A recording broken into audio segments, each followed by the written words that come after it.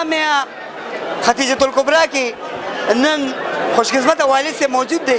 د هغه ماشومانو د هغه درې ماشومانو ماشاءالله حفظ قرآن وکړو قرآن په خپل سینه کې ځای کړو د هغې والد صاحب موجود دی تپوس یې کړو السلام علیکم وعلیکم السلام خپل تعلق سره سوکان ما نوم دینګل دی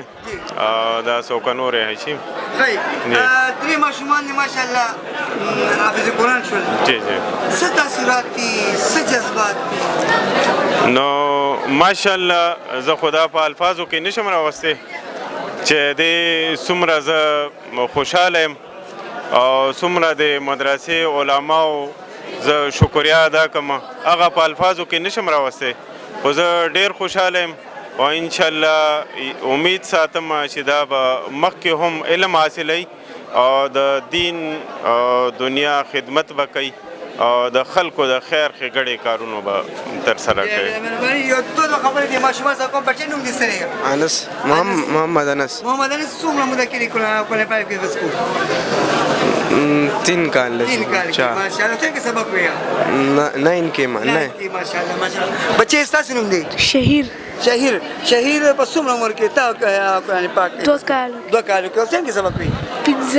پنځم کې او بیٹه ستاسو نوم دی حاشر څه لسم کې او څو موده کې حفظ کړو 3 نیمو کې ماشاءالله الله تعالی دا کامیابی نصیب کا د بابا نصیب د سوکانو چې جنا پہچانا شخصیت دی چاچا څنګه چاچا څه به ویل غواړي چاچا نصیب له مشوره نه بس دوا وکړه خپل خوش دغه بیان کا څه به ویل غواړي د خوشحالۍ موقع ده د خوشحالۍ موقع دي الله دې کامیاب کړي ستاسو بچو او الله دې په قرآن پاک کې نور علم وکړي نور خوشحالي هم جوړي الله تعالی خوشحاله د دې ماشوم دا استاد دی استاد جی دا درې ماشومان حافظان شول د یو کور نه څه به ویل غواړي الحمدلله ثم الحمدلله دا